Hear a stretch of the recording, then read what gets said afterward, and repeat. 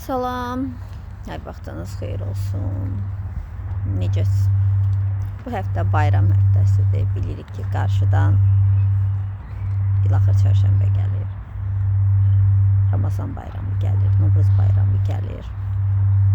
Amma təəssüflər olsun ki, əsasən də bu il buraxılış imtahanı verən uşaqlar üçün heç də yaxşı bir həftə deyil. Çünki onlara yaşanan stres, onlara da yaranan artıq gözə görünməyən bir xəstəlik onları bu bayram heç də xoşbəxt etməyəcək. Çox təəssüflər olsun ki, uşaqlara bu anları yaşadırsınız. Yəni artıq onlar müstəqil həyata qədəm qoymaq istəmirlər. Çox təəssüflər olsun. Onlardan biri də hətta mənim övladımdır. Onun da dünən imtahanı idi. Və o çox, necə deyərlər, gülərüz, şən, mehriban qız dünən tamamilə sönmüşdü. Deməli, yəni heç mən ondan soruşmurdum ki, imtahan necə keçdi, suallar necə idi.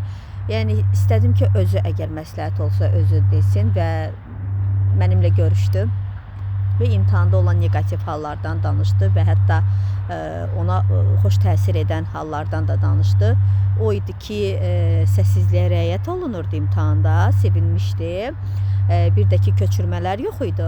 Amma negativ hallar o idi ki, onlar imtahan zalına gecikdirdilər daha doğrusu və onlar səs aparatını cəmi bir dəfə dinləyiblər. Dinləməni bir dəfə dinləyiblər.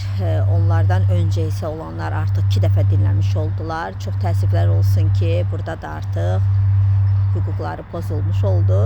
Amma ümid edirəm ki, qeyd ediblər ki, bu şagirdlər bir dəfə dinləməli olub. Lap belə 2 dəfə dinləsələr də digərləri artıq 3 dəfə dinləmiş olurlar. Qaça-qaça düşüblər, vaxtlarını azaldıblar. Belə deyirəm ki, nə üçün bəs yaxşı gec başladı sizdə imtahan, gec girdiniz imtahan zalına. Bildirdi ki, bir nəfər yoxlayırdı bizi. Niyə qənaət edirsiniz ki, olmaya sizdə məktəblərdəki kimi adlarını yazdırıb 3-4 nəfərin bir nəfər işlədib qalanın pulunu cibinizə qoyursunuz? Xeyr ola düzəməlli təşkilatçılıq etmirsiniz. Sonra əvvəlki imtahanlarda da bildirirdilər ki, otaqlar bərbad gündə idi, ifunət hissi gəlirdi. Otaqlarda istilik sistemi işləmirdi. Təcili yardımlar düzəməlli uşaqlara köməklik göstərmirdilər. Yəni imtahanda həyəcan olur, amma siz daha da artırırsınız bu həyəcanı. Məsəl üçün, mənim övladım dünən artıq gecikməklə artıq həyəcanı necə də öldürsün. Sualları görmək artıq onun gözündə deyil əlbəttə ki. Ona görə də artıq dərəcədə xahiş edirəm. Bu onsuz da Təhsil Nazirimizin təşkil etdiyi bu miqdir, sertifikasiyadır, direktorlar işə qəbuludur və digər imtahanlarda saxta keçirir. Nə olar? Heç olmasa siz etməyin də. Dövlət İmtahan Mərkəzi. Çox xahiş edirəm. Uşaqları ağlar günə qoymayın da. Nə üçün uşaqlar ağlamalıdır? Nə üçün çıxanda deməlidir ki, ana cihazımı hazırla? Niyə? Niyə deməlidir? Nə üçün deməlidir? Niyə? Səbəbi nədir? Artıq dərəcədə xahiş edirəm.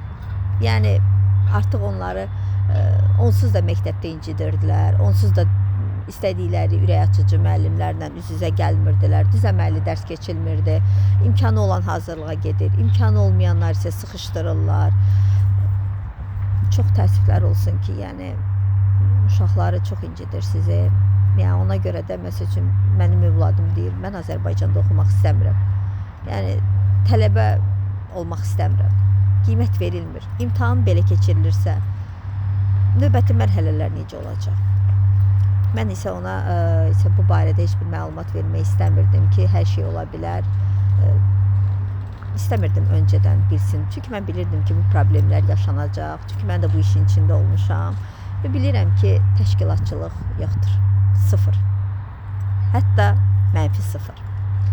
Ona görə də uşaqlar, möhkəm olun. Hələ bu harasıdır. Hələ sizi daha gözəl sürprizlər gözləyir, daha belə möhtəşəm imtahanlar gözləyir. Amma siz qalib olun və Qorxmayın. Sizi incidəcəklər, amma siz bunun qarşılığında isə dik dayanın. Göz yaşı tökməyin. Həmişə o göz yaşınız sevinç göz yaşı olsun. Uğurlar arzu edirəm hər birinizə. İnşallah əziyyətiniz yerdə qalmaz. İçimən övladım qarışıq olmaqla.